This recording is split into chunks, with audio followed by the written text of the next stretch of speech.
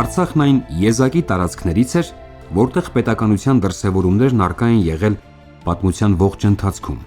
հնագույն ժամանակներից մինչև մեր օրերը։ Արդեն Ուրարտական պետության մայրամուտին այն ներառվեց նոր կազմավորվող Երևանդունյաց Հայաստանի սահմաններում։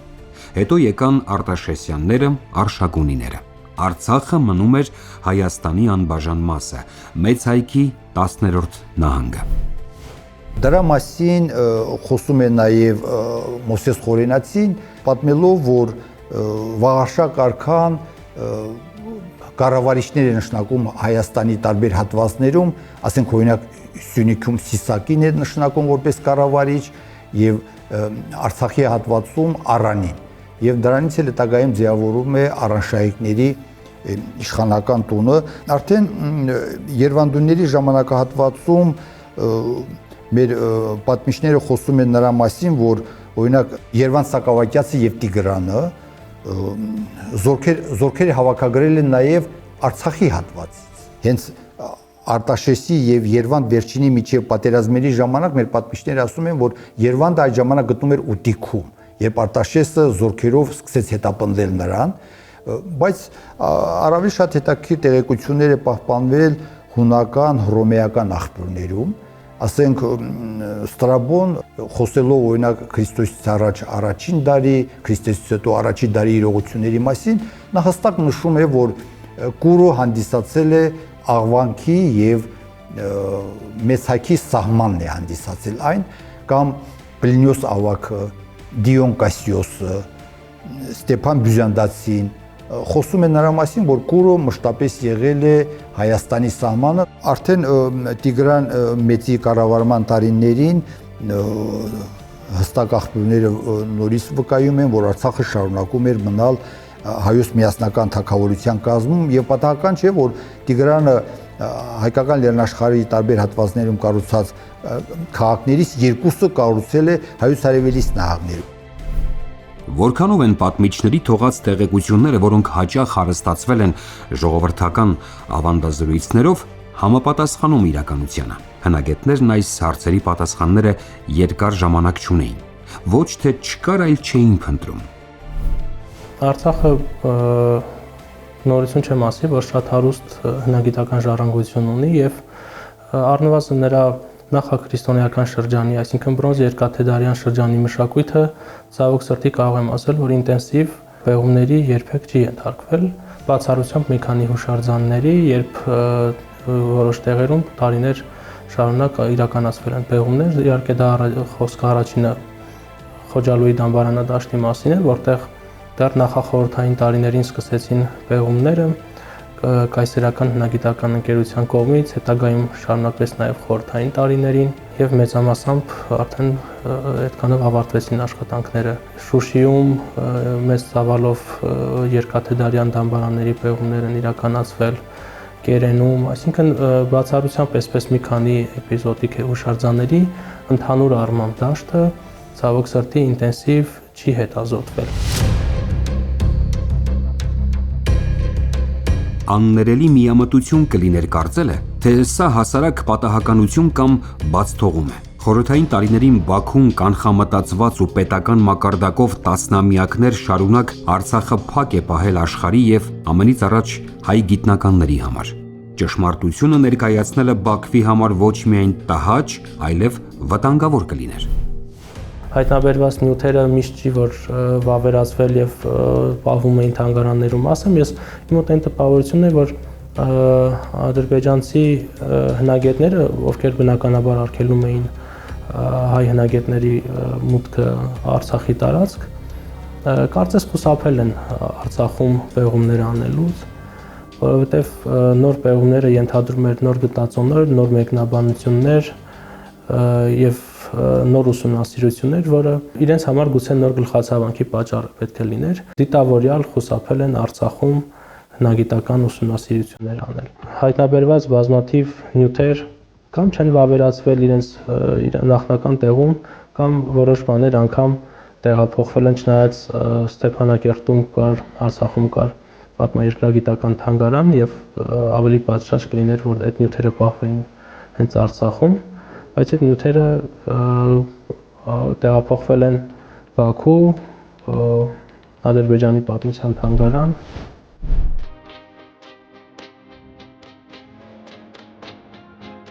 Արցախում հնագետների սիստեմատիկ աշխատանքը հնարավոր դարձավ ազատագրական պատերազմից հետո։ Միայն այդ ժամանակ գնահատվեց, գույքագրվեց այն, ինչը խնայել էր ժամանակը եւ ինչը չէր հասցրել ավերել Բաքուն։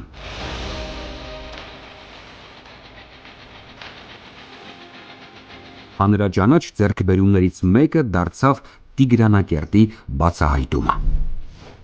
Արցախում հնագիտական այդպես ոչ հետազոտությունները սկսել են երևի 2004 թվականին, դա պեղումներն էին Շուշիում, հետո Հանդաբերդի վանքում, եւ այդ ժամանակ էր, որ ըստ էության մեր հովանավորը Սևակարծունին, որը ժամանակին Մարտակերտի վարչակազմի ղեկավարն է եղել եւ անընդհատ Ստեփանակերտից Մարտակերտ գնալուց լսել է պատմություններ Տիգրանակերտի մասին, ինձ առաջարկեց փորձել գտնել այդ քաղաքը։ Ես սկզբում մտածում էի, որ դա առասպելի նման մի բան է եւ այդքան էլ հեշտ չի, բայց հետո երբ որ ավելի այդպես հստակեցրինք պահանջը, ես հատուկ խումբ կազմեցի հնագիտական եւ 2005 թվականի գարնանը հետախուզեցինք Խաչենագետի ամբողջ ներքնահովիտը։ Այնտեղ կան բազմաթիվ ուրեմն դամբարաններ, կան հին ավելի հուշարձաններ, կան միջնադարյան հուշարձաններ, կազմեցինք այդ հնագիտական քարտեզը, փորձեցինք հասկանալ այդ տարածքում մենք կարող ենք գտնել կամ տեսնել անտիկ ինչ-որ բնակավայրի հետքեր։ Շահբուլաղ կոչվող կամարքայական աղբյուրների տարածքում մենք տեսանք բազմաթիվ ժայռափոր, այդպես հարթակներ, ժապավեններ։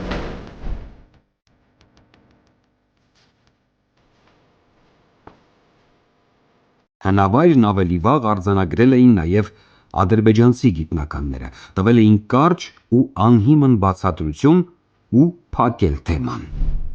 Ադրբեջանցի հնագետները մտածել են եւ գրել են այդ մասին նաեւ ոչ հնագետները, որ դա մի ճանապարհ է, որ տանում է Վանքասարի գագաթին գտնվող եկեղեցի։ Մեզ հաջողվեց հասկանալ, որ դա ամենևին էլ ճանապարհ չի, որ տանում է դեպի եկեղեցի, այլ հին պարիսպների ժայռափոր հիմքերն են։ Այսինքն մոտավորապես 400-ից 450 մետրի վրա ձգվում էին այդ ժապավենները, այսինքն ինքը մի հատ չէր, էլի մի ճանապարհ չէր, եթե նույնիսկ ասենք ճանապարհ է, այլ մի քանի հատ, որովհետև հետո ինչպես պարզեցինք Պարիսպը կառուցելիս, ուրեմն հատուկ ժապավեններ էին փորում ժայռերի մեջ, պարսպի արտաքին երեսը եւ ներքին երեսը հատուկ դրվում էին, արանքը լցվում էր ավելի մանր քարերով, խճով, կրաշաղախով եւ այլն։ Այսինքն դա հիմք տվեց տեղանքը ավելի մանրամասն հետազոտել։ Գրավոր աղբյուրների ուսումնասիրությունը եւ տեղում կատարված հետախուզական աշխատանքների արդյունքները բավարար հիմք էին տարածքում մեծամասշտաբ պեղումներ պլանավորելու համար։ 2006 թվականից սկսվեց Տիգրանակերտի արշավախմբի լիարժեք աշխատանքը եւ շարունակվեց մինչեւ 2020 թվականը։ Այդ ընթացքում մեզ հաջողվել է քաղաքի բազմաթիվ համալիրներ բացել։ Դա Տիգրանակերտի ամրացված թաղամասն է Միջնաբերդով հանդես, որ գտնվում է արքայական աղբյուրներից վերև դեպի Վանքասարի գագաթ գնացող հատվածում։ Դրանք 4 անտիկ թաղամասերն են, որոնք նույնպես կառուցված են հելենիստական համակարգով, ուղիղ փողոցներ, ուղիղ պատեր, միայն ուղղանկյուն հատումներ, արևին ուղված կացարաններ եւ այլն եւ այլն։ Երկրորդ իհարկե կարևորը դա անտիկ դամբարանադաշտն է Տիգրանակերտի, որը հիանալի նյութեր է տվել եւ մեզ հիմք է տվել համոզվելու, որ կարասային թաղման մշակույթը որոշակի էթնիկ կերպար ունի, այն հասնում է մինչև Կուրգետ եւ դեպի հյուսիս համարյա չի տարածվում եւ դրանց կենտրոններից մեկն էլ անկասկած եղել է Արցախը եւ հատկապես Տիգրանակերտը։ Մենք պեղել ենք վաղ քրիստոնեական հրապարակը։ Մինչև Տիգրանակերտի պեղումները թվում էր, թե քաղաքը գործել է միայն անտիկ ժամանակներում։ բայց մեզ հաջողվեց, ասենք, Երևան բերել հսկայական մի հրապարակ, 2 եկեղեցիներով, մասուն քարանով, վաղ քրիստոնեական կոթողի մնացորդներով, տապանաբակով, այսօր Տիգրանակերտի վաղ քրիստոնեական հրապարակը ամենամոտ զուգահեռներն ունի Դվինի քրիստոնեական հրապարակի հետ։ Մենք Հայաստանում չունենք ավելի ընդարձակ կառուցապատված վաղ քրիստոնեական հրապարակ, քան Դվինը եւ Տիգրանակերտը, եւ այդտեղ էր, որ մենք գտանք հայերեն արձանագրություններ եւ հատկապես մեծ Բազիլիկ եկեղեցու պեղումներից այն հայտնի կավես կավառակը, որի վրա գրված է «Ես Վաչագան ծառատի առնաստուծո», ուզում եմ ասել, որ դրանից բացի մենք պեղել ենք հնձանը, մենք պեղել ենք 2 անտիկ թաղամասերը, պեղել ենք մզկիթի շրջակայքի ջրավազանը, 19-րդ դարի փոստային կայանի հետքերը, մեծ աշխատանքներ են կատարել Տիգրանակերտը սնուցող ժայռափոր ջրանցքը բացահայտելու ուղղությամբ։ Ինչու ենք համոզված, որ գտնված բնակավայրը հենց Տիգրանակերտն է։ Համլետ Պետրոսյանն այս հարցին բազմիցս անդրադառնալու առիթներ ունեցել է հենց պեղումների ժամանակ։ Կրկնում է պատմության համար։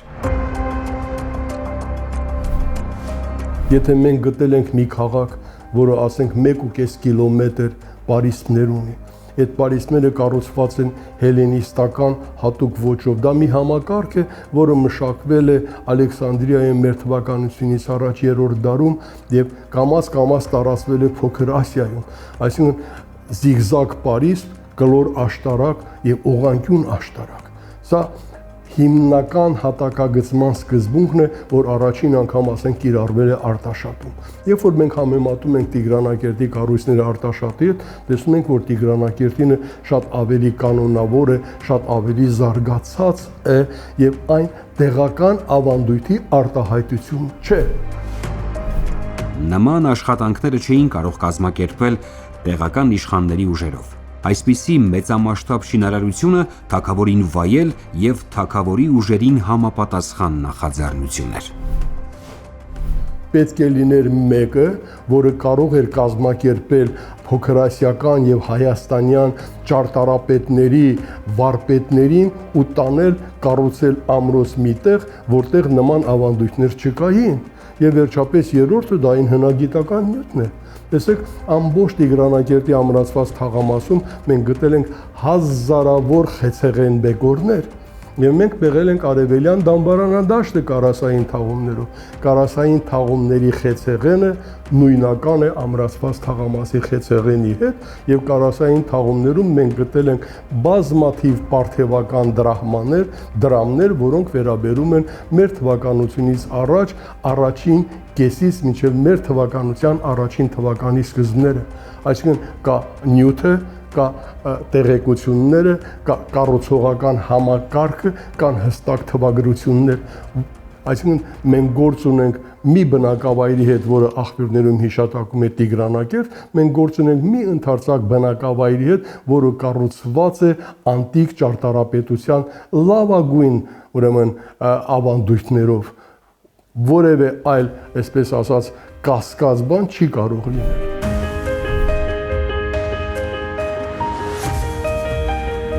Մեր թվարկությունից առաջ առաջին դարում նման նախաձեռնություն իրեն կարող էր թույլ տալ միայն արքայից արքա Տիգրան Մեծը։ Այդ մասին վկայություններ են փոխանցել ինչպես հայ, այնպես էլ օտարազգի պատմիչները։ Նրանց թողած որոշ տեղեկությունների հանրահայտ մեկնաբանություններն Արցախում կատարված պեղումներից հետո խմբագրվեցին, ավելի հստակեցվեցին։ 7-րդ դարի շատ հայտնի հայ պատմիչ Կասեբեոս, որը մի հայտնի գիրք ունի, կոչվում է Պատմությունի Հերակլը։ Այնտեղ ինքը մանրամասն նկարագրում է Հերակլի արշավանքը, ուրեմն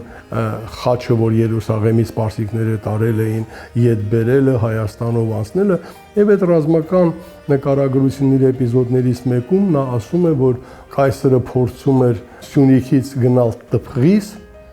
եւ նա եկավ անցավ ուրեմն Տիգրանակերտ Ավանի մոտով եւ հասավ մյուս Տիգրանակերտին։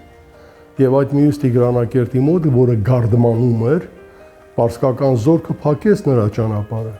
Կայսրը նորից ետ դարավ եկավ հասավ նորից Ավան Տիգրանակերտ, որտեղ պարսկական մի ուրիշ զորք նրա ճանապարհը փակեց, բայց նա մարդ տվեց, ուրեմն եւ անցավ Սյունիք։ Այսինքն 7-րդ դարի պատմիչը խոսում է Արցախի եւ Ուտիքի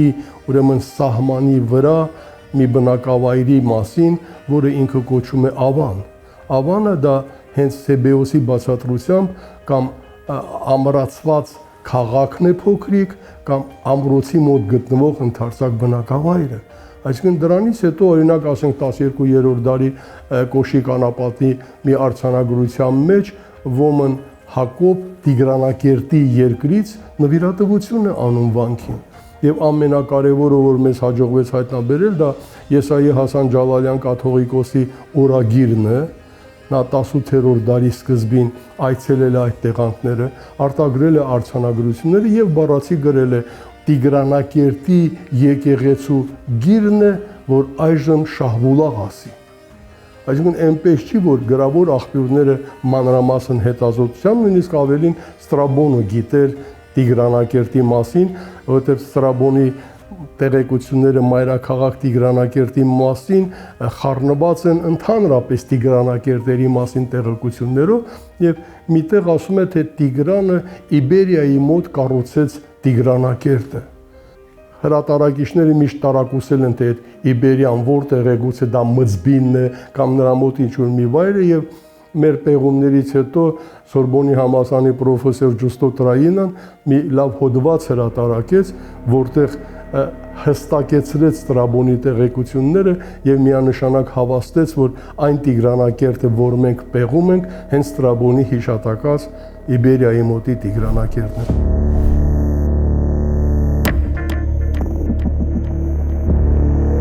Տիգրանակերտի պեղումներին, դրանց վերաբերող գիտական հրապարակումներին ժամանակ առ ժամանակ արձագանքում էին Բաքվից, բայց բացված նյութն այնքան առատ էր ու ակնհայտ, որ կեղծելը դարձել էր անհնար։ Տիգրանակերտի հայկականությունը ժխտելու մի քանի անհաջող ու զավեշտալի փորձերից հետո դա հասկացել են նաև ադրբեջանցի գիտնականները։ Նույնիսկ նրանցից մեկը Խալիլովը փորձ է արել այսպիսի մի մեծ հոդված գրել Ալբանսկի Տիգրանակերտ եւ տարբեր տեղերով հրատարակել է, որը զավեշտի է նման, եթե աղվանականը ինչու է Տիգրանակերտ եւ եթե Տիգրանակերտը ինչպես այն կարող է լինել աղվանական։ Ըստ էության, բացի մի քանի թեթև անիմաց մոտեցումներից, որ ասենք ինչ որ մեկը եկել է ասում է, պարզ չի, որ այդ մասոնքարանը, որ մենք բացել ենք փոքր եկեղեցու բանի տակ, աբսիդի տակ, ասում է սա բանը մահմեդական բաղնիք է։ Եվ այն սարկոֆագերը, որտեղ մենք բացել ենք, ուսումնասիրել ենք, ուղարկել ենք Ֆրանսիա անալիզների, կմախքները հիմա էլ այդ սարկոֆագերի մեջ են։ Ասում է սրանք էլ ջրի ցիստերներ են։ Այստեղ ջուր են լցրել, բերել են այստեղ լողացել են, այսինքն նման ցնդաբանություններով հնարավոր չի քաղաքը ուրեմն ինչ որ ձևի վերանվանել։ Ադրբեջանցի գիտնականների առանց այդ էլ դժվար գործը պարիսպների արկայությունն է դժվարացնում։ Անգամ նրանց վառ երևակայությունը չէր կարող բացատրություն գտնել, թե այսպես ասած բաղնիքի շրջակայքում ինչ գործ ունեն 1.5 կիլոմետր երկարությամբ հսկայական պարիսպները։ Այդ պարիսպները ունեն մինչև 6 մետր բարձրություն, ձգվում են գոնե մեր պեղացի չափով մոտավորապես 1 կիլոմետրի չափ, այնտեղ քարերը հազարավոր են, սկսած 1.5 տոննայից, դրանք իդեալական հարթեցում ունեն, ռուստիկ մակերես ունեն, ծիծեռնակապոչ կապեր ունեն, հնարավոր չի այդ ամենը մեկնաբանել որպես տեղական էթնիկության արտահայտություն։ Եվ ես կարծում եմ, որ իրենք մտորումների մեջ են, թե ինչ ճանապարհ կարելի է գտնել այդ իրողությունը խեղաթյուրելու։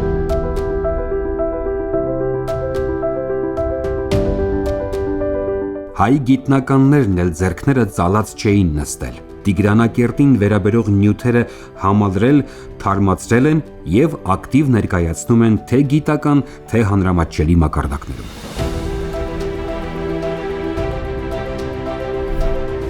Մենք գործարկել ենք Տիգրանակերտ օրկայքը, ուրեմն դա եռալեզու կայք է, դա ակադեմիական կայք է եւ հայաստանյան որևէ հնագիտական հուշարձան այդքան մանրամասն, այդքան պատկերագրական նյութերով, չափագրություններով ներկայացված չէ։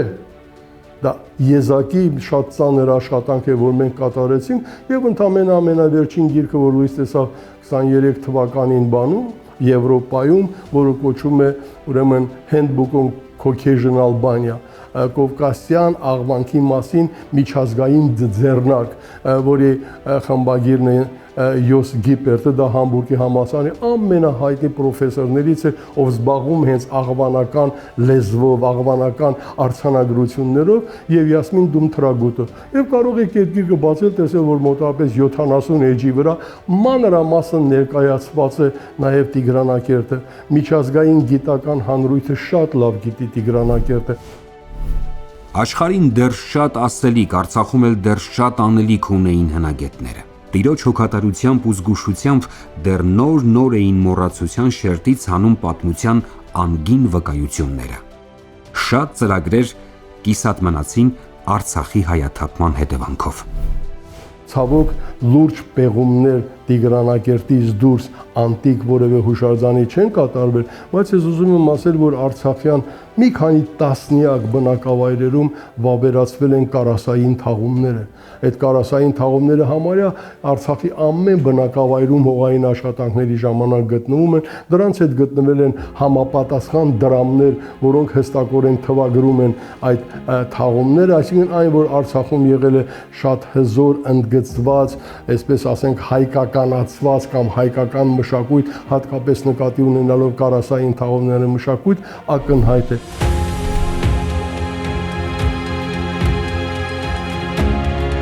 Անտիկ բնակավայրերից համեմատաբար ամբողջական ուսումնասիրվել է միայն մեկը, այն էլ Տիգրանակերտից ոչ հեռու։ Դա Նոր Մարաղայի ամրոցն է, որը ինքը հին ժամանակները բնակեցված եղել, բայց Տիգրանի ժամանակ պատկերացրեք հարավային, ասենք, ափին գտնվում է Տիգրանակերտը եւ Խաչենագերտի հյուսիսային ափին Նոր Մարաղայի անմիջապես բարձրացող ժայռի վրա կառուցել են նորից ժայռերը կտրելով մի փոքրիկ մուտք, երևի կայանատեղի, որտեղից հետևել են Տափաստանի շարժումներին։ Տափաստանից եկող շարժումների հնագիտական հետքերը եւս հայտնաբերվել են Տիգրանակերտից ոչ հեռու։ Խոսքը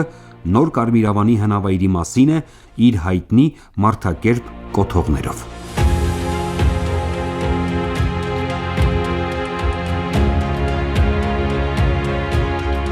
Հայաստանում իհարկե մարդակերպ կոթողների մշակույթը նորություն չէր, առնվազն վաղ բրոնզի դարից մենք տեսնում ենք մարդու պատկերման տարբեր դրսևորումներ, տարբեր փոքր արձանիկների, տարբեր կոթողների, քանդակների եւ այլ դրսևորումների տեսքով։ Ինչու՞մն է Արցախի մարդակերպ կոթողների ունիկալությունը, որ դրանք կուտակված են մի կոնկրետ վայրում եւ ներկայացնում են մի հստակ շատ կոնկրետ լոկալ մշակույթ։ Կիմերասկյութական ցեղերի տեղաշարժի մասին վկայող նմանատիպ կոթողների հայտնաբերման արեալը բավականին մեծ է, իրանական տարածքներից մինչև Սև ծովի ափերը։ Արցախյան գտածոները խոստանում էին կարևոր օղակ դառնալ այդ շղթայում։ Կարելի ասել Նոր Կարմիրավանը հենց պակասող օղակն էր այդ մշակույթը կրողների շարժը գնահատելու, մարդակերպ կոթողների իրական դերն ու գործառույթը հստակեցնելու ճանապարհին։ Առնվազն 2000 թվականից առաջ 2000-ամյակի վերջից նմանատիպ մարդակերպ կոթողներ վավերացվում են Իրանի տարածքում, Մեշքին շահր կոչվող բնակավայրում։ Ավելի ուշ մեր թվականից առաջ 7-րդ դարից սկսած դրանք հանդիպում են, նմանատիպ կոթողներ հանդիպում են Հյուսիսային Կովկասում, ընդարձակվում մինչև մեր Սևծովյան տարածքներ, Ղրիմ, որոշ օրինակներ նաև Եվրոպայի տարածքից։ Ինչու՞մն է Արցախի մարդակերպ կոթողների ունիկալությունը, որ մենք արդեն կարող ենք խոսել դրանց հստակ գործառույթի մասին, որովհետև պեղումների միջոցով մեզ հաջողվեց բացահայտել, վավերացնել դրանք իրենց կանգնեցման նախնական տեղում, ինստիտուտ վիճակում, եւ դրանք դամբարանի հետ առնչություն են ունեցել, կամ պարկեցրած, կամ ուղղահայաց կանգնեցված, բայց համենայն դեպս հստակ է դրանց դամբարանի հետ կապը։ Մի բան, որը ոչ բոլոր տեղերում է վավերացվում, օրինակ Իրանի տարածքում հայտնաբերված կոթողները հստակ չի թե ինչ գործառույթ ամենայն հավանականությամբ պետք է լինեին մահարձաններ, դամբարանների վրա կանգնեցված կոթողներ, բայց պեղումներով դրանք չեն վավերացվի։ Դա էապես բանը թուլացնում է։ Մյուսը օրինակ Հյուսիսային Կովկասում մոտ 30%-ն է իր նախնական հիմնական տեղում։ Այս առումով Արցախը շատ կարևոր տեղեկություն է տալիս, որը կարևոր է ոչ միայն Արցախի բրոնզ երկաթեդարյան մշակույթը ուսումնասիրելու տեսանկյունից, այլ առհասարակ ամբողջ Առաջավոր Ասիայում մշակութային այդ դրսևորումները ուսումնասիրելու տեսանկյունից շատ կարևոր տեղեկություն են փոխանցում։ Կարևոր է դրանց գործառույթը եւ թվագրությունը վավերացնելու հարցը, որովհետեւ մենք կարողացանք դրանք վավերացնել դամբարանի վրա եւ կարողացանք նաեւ դամբարանի նմուշների հստակ ռադիոածածկային թվագրություն ունենալ լաբորատոր փորձաքննությամբ։ Դա մարդակերպ կոթողների ուսումնասիրության տեսանկյունից կարելի ասել քիչ հանդիպող մի երևույթ է։ Արցախի բազմաշերտ ու հարուստ պատմությունը ներկայացնելու աշխատանքներում վերջին տարիները կարևոր նշանակություն են ունեցել։ Արդյունքներն էլ արդեն նկատվում էին։ Տարբեր գիտական հանդեսներում մենագրություններ կան, տարբեր դասախոսություններ, տարբեր գիտահանրամատչելի դասախոսություններ, հանդիպումներ, ցուցահանդեսներ։ Այս առումով ես կարող եմ ասել, որ բավական աշխատանք տարվել է եւ ես գոնե իմ գործընկերների հետ շփումներում այն տպավորությունը ունեմ, որ նրանք այս կամ այն չափով տիրապետում են տեղեկությանը, տիրապետում են օբյեկտիվ եւ անաչառ տեղեկությանը։ Զուգահեռ աշխատանքներ են տարվել Արցախից դուրս Արցախի պատմությանը վերաբերող հնագիտական նյութերի գույքագրման ուղղությամբ եւ այսօր էլ շարունակվում են այդ աշխատանքները։ Պարզվում է, բազմաթիվ թանգարաններում, այդ թվում բավականին ճանաչված, կան Արցախին վերաբերող ամբողջ հավաքածուներ։ Արցախին վերաբերող հնագիտական մշակույթին վերաբերող նյութեր կան թե ռուսական տարբեր թանգարաններում, Մոսկվայում պատմության պետական թանգարան, որը ամենախոշոր Ռուսաստանի ամենախոշոր եւ ամենակարևոր կառույցներից մեկն է, կա նաեւ Էրմիտաժում մի մեծ հավաքածու եւ ինչպես պեղումները իրականացնող մասնագետն է իր նամակներում նշում, խոսքը Շուշիի ռեալական դպրոցի գերմաներենի ուսուցիչ Էմիլ Ռոսլերի մասին է, ով Արցախում առաջին պեղումները սկսել է 1890-ական 990-91 թվականներին։ Իր նամակներում, բազմաթիվ նամակներում նշում է, որ լավագույն նմուշները հանձնվել են Էրմիտաժին եւ Մոսկվայի պատմության պետական թանգարանին եւ առավել քիչ դիտարժան, քիչ արժեք ունեցող նյութերը հանձնվել են Թիֆլիսում գործող Կովկասյան թանգարանին։ Արցախից հայտնաբերված նյութեր հանդիպում են նաեւ եվրոպական թանգարաններում կամ թույլ տվեք ասել Արցախ ու Դիքին վերաբերող եվրոպական թանգարաններում, մասնավորաբար Բեռլինի պատմության եւ նախապատմության թանգարանում, իհարկե հավաքածուն փոքր է, բայց այնուամենայնիվ այն կա եւ շատ հետաքրքիր է այդ հանգամանքը։ Հետաքրքիր է դրանց Եվրոպա տեղափոխվելու, Եվրոպայի թանգարաններին հանձնելու պատմությունը եւ ընթացքը եւ Արցախին եւ Ուտիկին վերաբերող նյութեր մենք հանդիպում ենք նաեւ Վիեննայի կենտրոնում գործող բնապատմական շատ խոշոր թանգարանում։ Հավաքածուն դարձյալ փոքր է, բայց նորից ելնելով այն հանգամանքից, որ մենք Արցախից հայտնաբերված նյութերը պատշաճի չեն ուսումնասիրվել եւ չեն հրատարակվել, անգամ այս փոքր հավաքածուները շատ կարեւոր են նման հետազոտությունը ամբողջացնելու տեսանկյունից։